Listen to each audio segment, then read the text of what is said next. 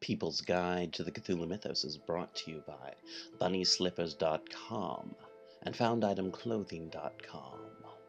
Keep your feet warm this winter in the Northern Hemisphere. With BunnySlippers.com, they've got a really cool set of Cthulhu slippers. Not to mention, I don't know, some zombie slippers and all kinds of cool animal slippers. Why not? Why not keep your torso looking cool while you're keeping your feet warm this fall and winter? With FoundItemClothing.com, get your favorite t-shirts from your favorite cult films, screen-accurate representations of the cool shirts that you love from your favorite cult films from the 80s and 90s. Like that shirt from Teen Wolf Styleswear that says, "What are you looking at, Dick Nose?" You can get that shirt. Like Booger's various shirts from Revenge of the Nerds, like "Give Me Head Till I'm Dead," or "Greasy Tony's," or "High on Stress." Guess what? Guess who has those? FoundItemClothing.com. Guess who wears those shirts all the time? Daniel Spitzer. Yes, the producer of this show. Not that DB Spitzer guy. That guy just wears wool suits and is like snooty fruity. Not me, baby. Alright. Also, check out that Amazon link. People's Guide to the Cthulhu Mythos is part of the Dark Myths Collective. Check out darkmyths.org and find out more. And find your new favorite podcast. If you think this podcast is good, check out what else is out there. You might find something you really love. Or you just think is cool. Alright, on with the show. This week we shall be talking about Golgoroth, von Juntz's Black Book, and a little something called Eat Your Keyboard by Zak A Fergison, a British chap, unlike the fancy American that I and my sister am. We are not British, and don't think that we are British. No, this is a Pacific Northwest accent. If you did not know that, then you're probably not really from the Pacific Northwest. Join us tonight on People's Guide to the Cthulhu Mythos, where we talk about this and much, much more. Actually, not that much more. Brandmark Morn? No, that was before. Series 6, Episode 8. This is Lobelia W. Spitzer on the mic for the first time. Welcome to People's Guide to the Cthulhu Mythos. I am your host, DB Spitzer. Hello, big brother. So, today we are talking about some books. Some real, some imagined. So, you heard the last episode. How was it? You know, big brother, I respect you so deeply. And yet still you mispronounce things. Still you are not perfect. That is okay. The old ones will come and they will, change that. What did I do wrong? You said synapses instead of synopsis. Synapses are the things in your brain. Synopsis is a short retelling of a story. The important parts. I believe you're doing the latter, not the former. And you also said violent instead of violence. It's the wrong conjugation of the verb live. Let's actually go into the show. Okay. All right. Nameless Cults, Golgoroth and Unsprochen Kulten, also known as Nameless Cults or The Black Book, is a fictional book of arcane literature in the Cthulhu mythos. The book first appeared in Robert E. Howard's short stories, The Children of the Night and The Black Stone, as Nameless Cults. Like the Necronomicon, it was later mentioned in several stories by H.P. Lovecraft. Ever hear of the guy? According to Robert M. Price, the name is due to an effort of Lovecraft's to come up with a German translation of Nameless Cults. The title, Unsprochen Kulten, is due to the efforts of Ogidog Derleth. Children of the Night is a 1931 short story by Robert E. Howard. Belonging to the Cthulhu mythos, it was first published in the pulp magazine Weird Tales in the April-May 1931 issue. Howard earned a whopping $6. The story starts with 6 people in John Conrad's studio. Conrad himself, Clements, Professor Kaiwan, Taverell, Kettrick, and the narrator, John O'Donnell. O'Donnell describes them all as Anglo-Saxon with the exception of Kettrick. Kettrick, although he possesses a documented pure Anglo lineage, appears to have slightly Mongolian-looking eyes and an odd lisp that O'Donnell finds distasteful. Initially, the group discusses anthropology and begins to talk about Conrad's collection of books, which includes a copy of von Juntz's Nameless Cults. This brings Clements to discuss the cult of Bran, mentioned in Nameless Cults and by his former university roommate in his sleep. The cult worships the Dark Man, an ancient king of the Picts called Bran Mac Morn. Never hear that guy. The others are skeptical, but Conrad brings up a flint mallet found recently in the Welsh Hills, which is obviously of no ordinary Neolithic make. It is too small but still heavy, and the odd shape and balance. While others handle the mallet, Kettrick accidentally strikes O'Donnell on the head and knocks him unconscious. O'Donnell finds himself in earlier incarnation when his name was Arya, and he was a member of the Sword People, one of the Aryan tribes involved in conquering Britain from the Picts, still around the Children of the Night, snake-like people from whom the Picts conquered the land earlier and whom the Aryans consider vermin. O'Donnell, Arya, wakes up at a crucial moment in a forest wearing deer skins and seeing 5 mutilated bodies laying on the ground, and realizing to his horror that these are his companions in his hunting party, whose sleep he was supposed to safeguard, but he fell asleep himself, enabling the Children of the Night to sneak up and kill his friends in their sleep. Such a stain on his honor could never be removed. Arya never returned to his people and admitted his failure. The only thing left for him was to take revenge on the Children of the Night, as much as he could. This he proceeds to do, first making a berserk attack on the children who had killed his friends, then follows a trail back to their village, where he again attacks and kills many more while being overwhelmed and killed. O'Donnell wakes up again in Conrad's study, but still remembering his life as Arya. On seeing Kettrick, he becomes enraged, believing him to be descended from the Children of the Night. The others restrain him and think he has gone mad, with exclamations such as, "You fools! He is marked with the brand of the beast, the reptile, the vermin we exterminated centuries ago. We must crush him, stamp him out, rid the clean earth of his accursed pollution." Kettrick leaves, but O'Donnell swears to hunt him down and kill him for a while, even if he will be hanged for it. Another book that mentions nameless cults is The Black Stone. This is a classic short story by Robert E. Howard. And just a refresher, if some people don't know this, Robert E. Howard also wrote the Conan books. No, Conan stories. The original Conan stories are by Robert E. Howard. This story was first published in November of 1931 in an issue of Weird Tales. It introduces the mad poet Justin Joffrey, not to be confused with the erotic writer Justine Joffrey, and the fictitious Unsprechende Kulten by Frederick von Juntz. Among Howard's stories that can be considered part of the Cthulhu mythos, this is a doozy for sure.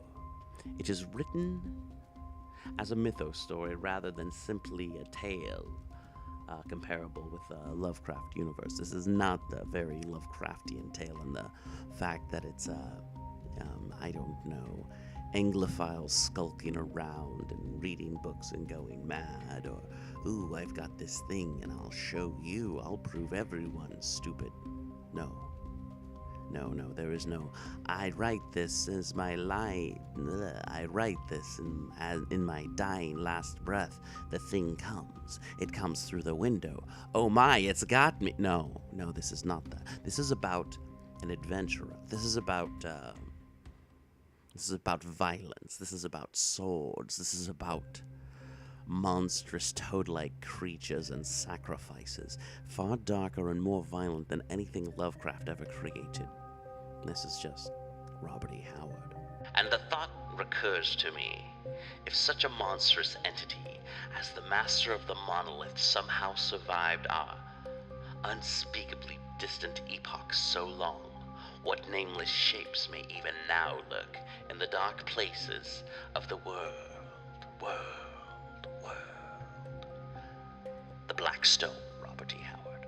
The story opens with an unnamed narrator being gripped with curiosity by a brief reference to the Black Stone in the book Nameless Cults, aka The Black Book by Frederick von Jungts.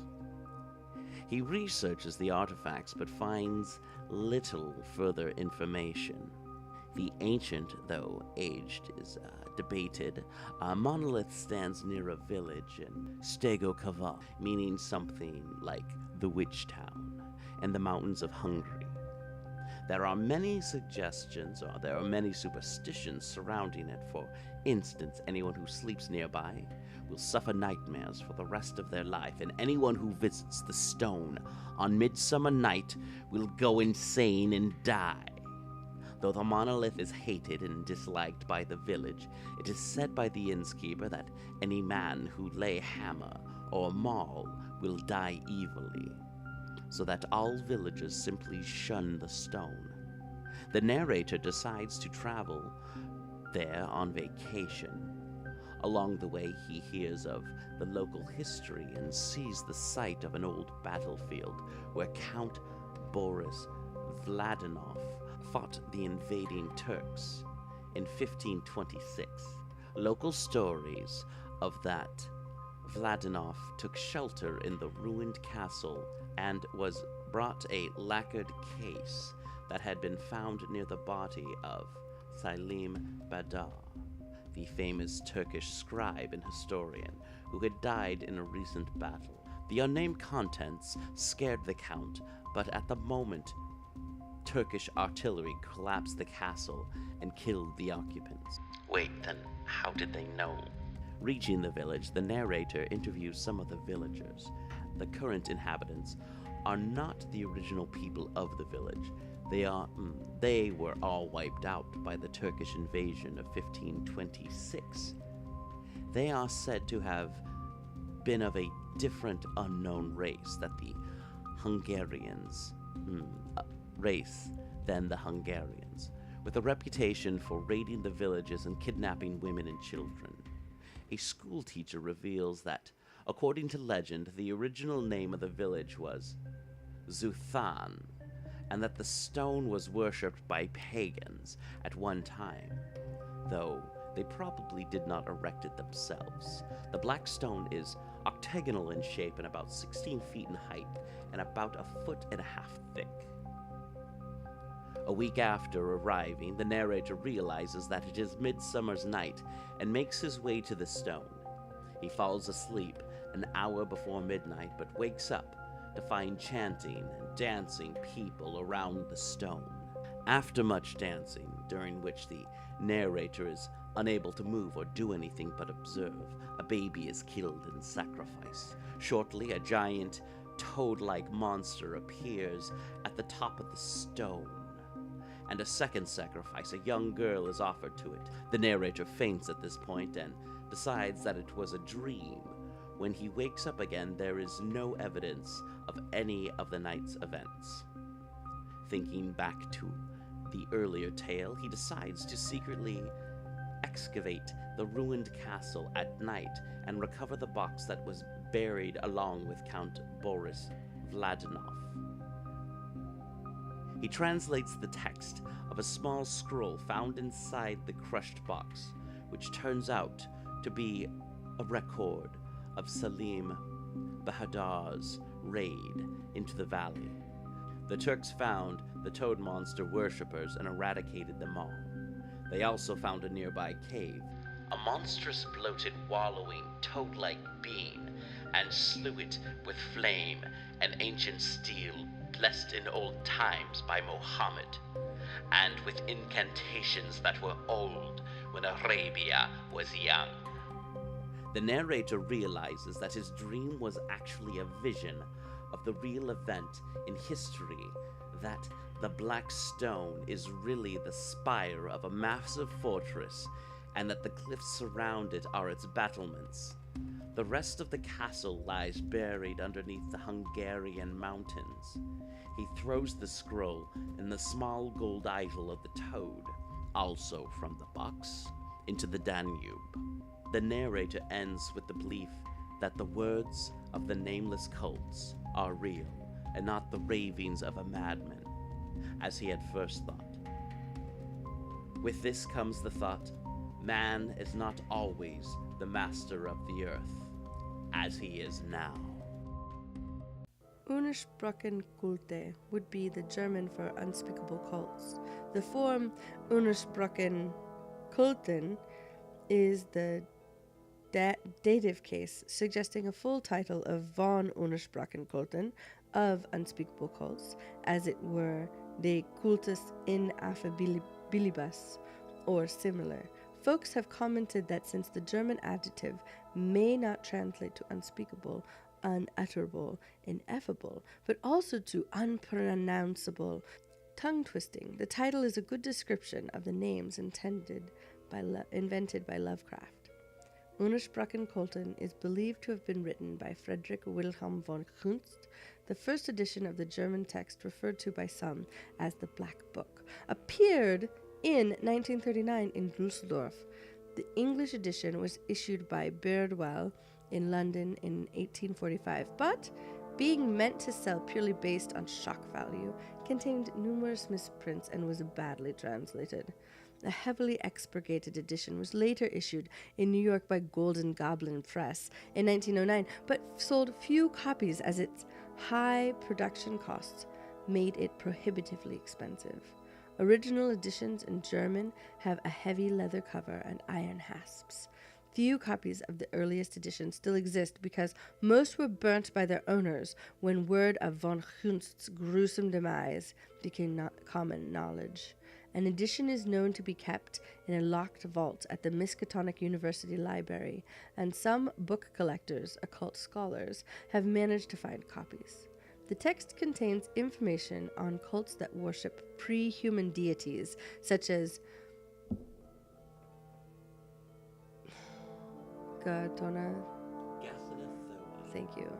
Gathanathoa, and includes hieroglyphs relating to the latter. There is also information on more recent cults, including that of Brak Macmorn, the Dark Man. It is from this work that the tale of the doomed heretic Tiag is most commonly sourced.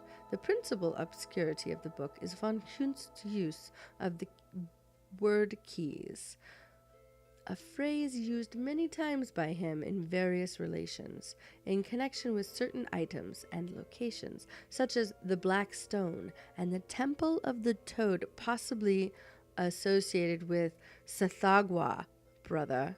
Hail Sathagua! In Honduras. Living from 1795 to 1840, an eccentric German poet and philosopher noted for his extensive travels and membership in myriad secret societies, he is mainly remembered as the author of the Unersprochen Kulten, the Nameless Cults, or the Black Book, which was published shortly before his death. 6 months after his return from an expedition to Mongolia, he was found dead in a locked and bolted chamber with taloned finger marks on his throat. Robert M. Price compares the death of von Kunst to the demise of Abdul al-Hazred, author of the Necronomicon. In Lovecraft's tongue-in-cheek history of the Necronomicon, he recounts the doom of Abdul Ahazred.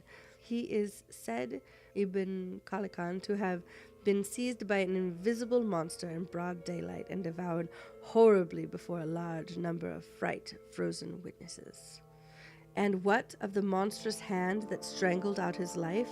In both cases, the coroner reports the cause of death as a phantom monster, suspiciously like the one that rent Lovecraft himself limb from limb in Robert Bloch's The Shambler from the Stars, covered in a previous episode.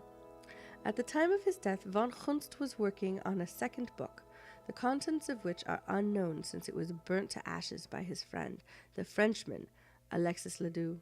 Afterwards, Ledoux slit his own throat with a razor after having read the work. Von Gunst was one of the few people to have read the Greek version of the Necronomicon.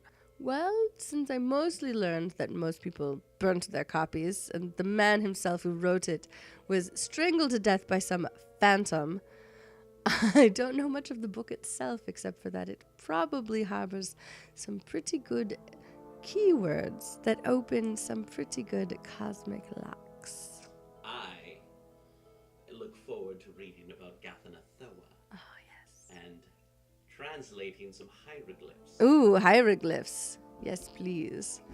I mean, I am a scholar of ancient Egyptian hieroglyphs in my spare time. Remember, listeners, check out our Amazon link. One listener did, and they purchased Divatex twin flannel sheets in midnight blue. So check on the Amazon link. We get a small percentage for sending you to Amazon, and you get what you would normally buy on Amazon. We don't know who did it, so like the person who sent the like the person who bought the cock rings, I wish they'd send some cock rings. No, don't send cock rings. Unless they're new. At large. But no, someone purchased sheets. And those sheets, well, those sheets cost $16, and I got $1.20 out of that to spend on the show. So, go to PGTTCM, click the Amazon link, or go to pgttcm.podbean.com and click on the Amazon link there. The Amazon link is still Bobby D's Sex in the Cthulhu Mythos. So, check that book out. Check out anything you want on Amazon. It'll be cool. Thank you. Back to the show. Keyboard! Oi! Keyboard, do you hear me? Do you hear the pressure from my scarred fingertips thick with fresh growth of new protective skin? Keyboard! I need you to be exploited and built upon in your functions and processes. You need the attention as much as me, like an abused animal, beaten, pressed, hardened, yet still prone to needing that one thing that you are accustomed to, or risk another night without that, of which you and your basis have evolved around. Keyboards of the world. Do you like our pleasurable abuse? Do you enjoy being battered and cursed, and the heavier finger compressions, and the overall construct to what you help create? Keyboard! Rise your keys, spell out your words, keyboards and fingers, enthusiasm in our excuse. Complacent abuse is yours. Without it, your soul bearing on this world and your machinations are left redundant. Finger oils pumping my pistons of exhilaration. I need your truth, though, today of all days. Bleak, cosmic, guttural blood-laced spittle screams. Take me, God! No, weaker.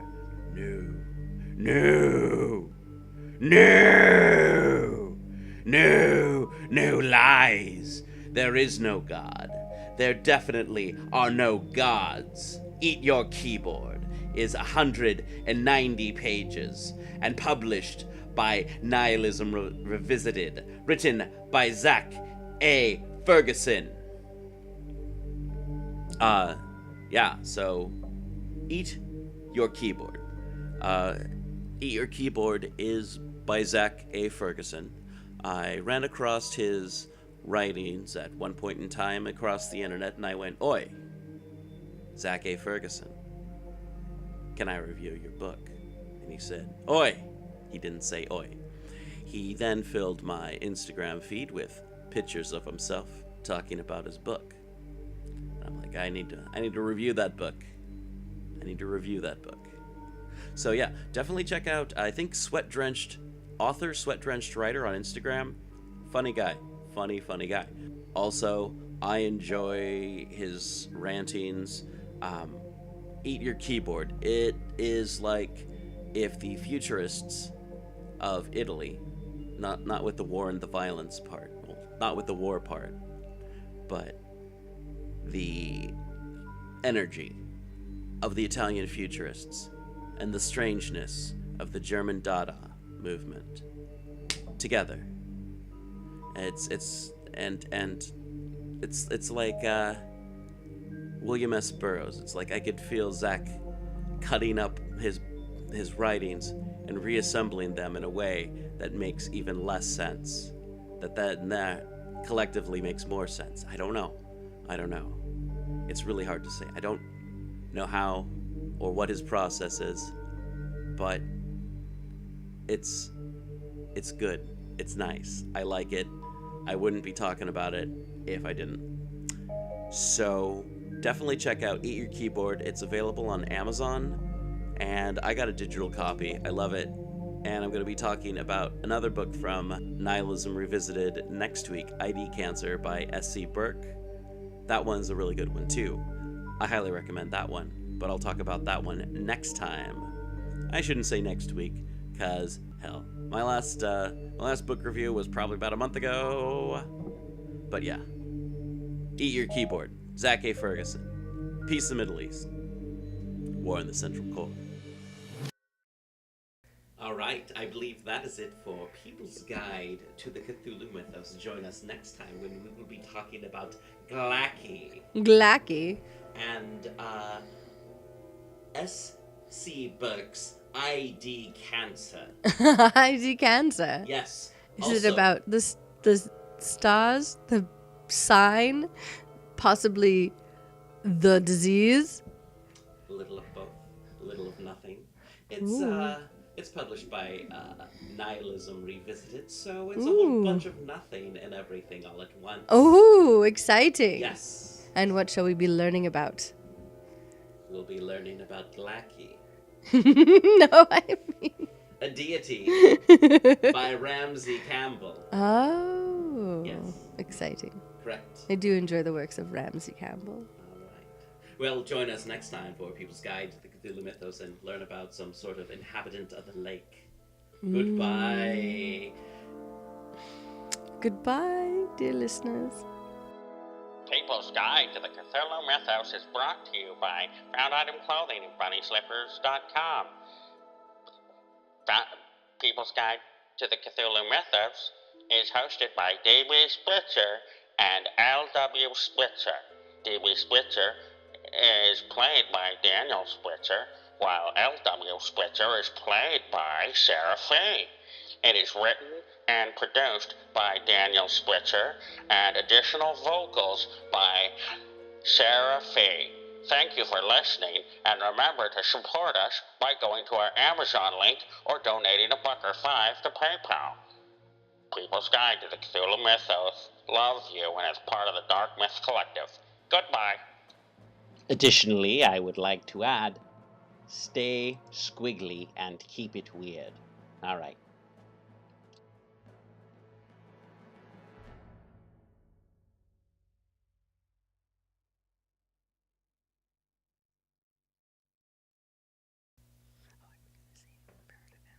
What's that? I forgot to say I've heard of him. Oh, yeah. You can go back to that part. Okay, all right. Like the Necronomicon, it was later mentioned in several stories by H.P. Lovecraft. Ever heard of him? According to Robert M. Price. Ever hear of the guy? Okay. Want me to read it again? Go for it. As the nameless cults. Like the Necronomicon, it was later mentioned in several stories by H.P. Lovecraft. Ever heard of the guy? Ever hear of the guy? Ever hear of the guy? Just say ever hear of the guy, and I'll just cut it in. I'm going to put it in there.